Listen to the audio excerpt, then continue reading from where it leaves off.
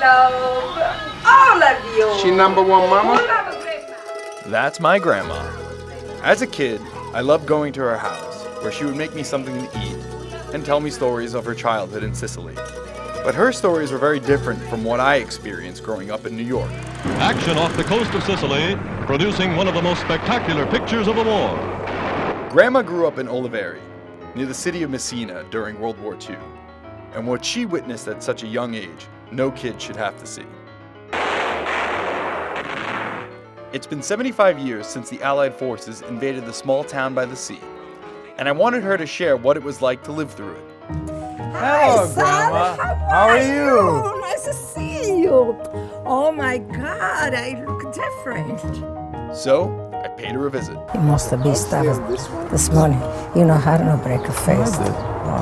Yeah? Yeah. She was only 10 when the war came to her front door. Now, as a spunky 85-year-old, Grandma Cecilia says she remembers it all like it was yesterday. I saw my mother.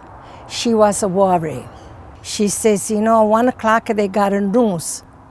They got my neighbor had a radio, in which Mussolini he started talk like a politic, but it's a war. What was it like living in a fascist country? Terrible, real terrible. You gotta say, Viva Mussolini. And I says, I know I'm fascista. So my mother and father says, why should I gotta say Viva Mussolini? Mussolini's Italy in mortal danger of invasion, Il Duce runs to his partner in crime. Italy's prime minister, the dictator Benito Mussolini, had ruled since 1922. He was an ally of Adolf Hitler. The people was very nervous. They wouldn't know what to go. My mother says, come on, okay, bring everything, whatever you can with you. Get a pillowcase, bring all of the clothes, each one. With whatever belongings they could carry, they fled to a cave. So we go about a half a mile away in a cave. We went there, I say, Ma, where are we going to sleep tonight? And they say, here. My mother said, we got to sleep in this cave. My mother had a lot of kids, so that's how they know how to know television. Were there other families in that cave?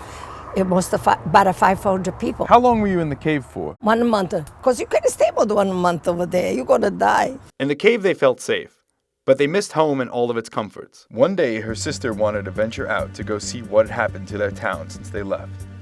When they came across their house, they found German soldiers inside. We scared. And we run, and we go. And for where my sister says, I'm in thirst. Right away I think was a well in this place. I'll go there. We saw wood buck, throw it in a well, get the water. When I get the water, I see 3 soldiers, and one of them had the gun.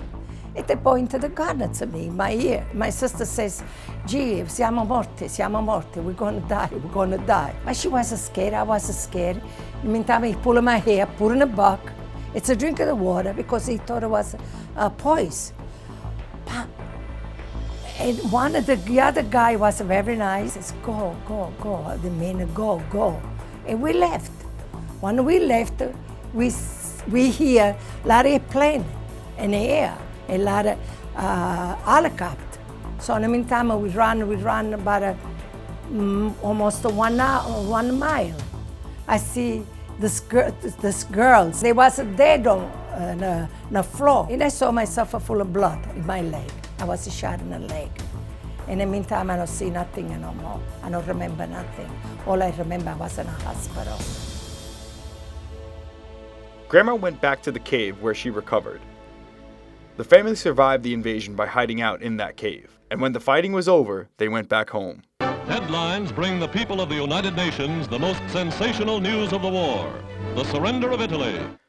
But the soldiers had left some of the danger behind in Oliveri. Who's that?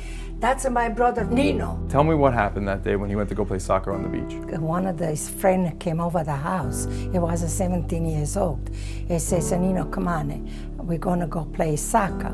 My mother, she don't wanted to play soccer because she knows there was a field there with a mine all over. No matter what, they left. 15 minutes later, he heard this big explode.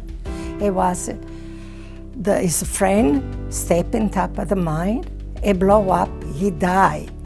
And my brother still was alive. He still was a talk. We brought her to the hospital, Barcelona. And the doctor said, take her home because she's going to die. And then we brought her home. The priest came. A lot of people they are there. And they asked a question to my brother. And my brother, all he says, he see a white dove, and he died.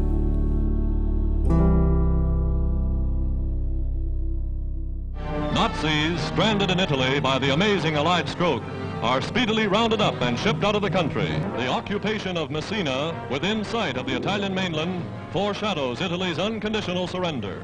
What happened in Sicily after the Americans came? It was bad because nobody have a piece of bread, nobody have any clean water to wash your clothes. You know, everything was destroyed. And the people go for a line of a piece of bread. Thank you, Mussolini. When did you come to America? 1953. So that photo was taken as soon as you came to America? Yes, right away to the dock when we came with the boat. And I saw the Statue of Liberty. It says, freedom, oh my God, we are free, we are free.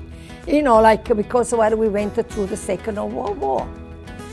And I sympathize with the people, the immigrant. I do. Because everybody, they come for a better life. And a better life we had. Oh, thank you. Who love a grandma? Thank you. Grandma's move to America ensured future generations of her family could grow up in peace. How many grandchildren do you have? Have 8. And this is my the first grandson. What do you wish for future generations? Like your great-grandson here. Love each other. Second, I want not go through what I went through. And I pray not just for this mind, for all entire the world, the children especially.